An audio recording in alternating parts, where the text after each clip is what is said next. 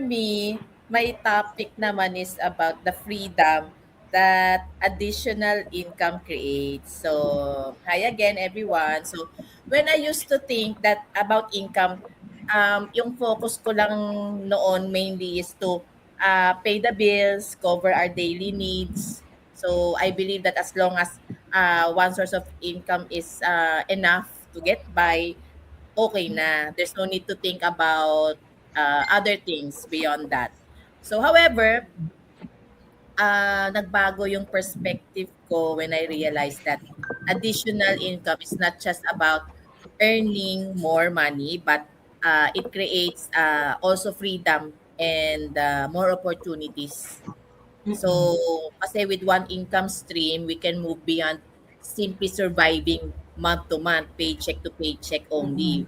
But we also can start building savings, preparing for emergencies, di ba? Investing in our future and pursuing goals that once seemed out of reach. It gives us the ability to make decisions based on what is best for our family, not just about what we can afford at the moment. So, yun. So, because of this, my vision for my family has also changed. Before kasi my goal was simply to provide for the present needs. Pero now, I think more about the long term security and opportunities na. So, I want my family to be financially prepared for unexpected situations. I want us to also have the resources to support the education of my kid, achieve more important goals, and enjoy meaningful experiences together.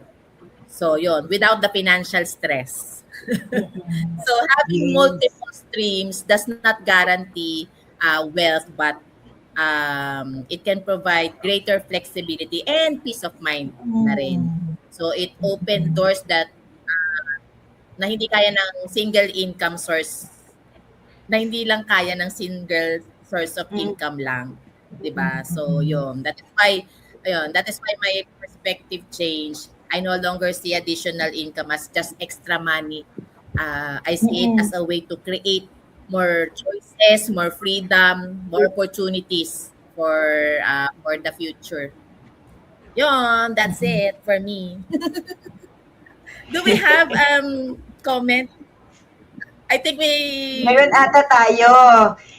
From our Min. number one fan. okay. Hello, Marquis. Hi, Hey, Marquis. Basahin natin Marquis. ang comment ni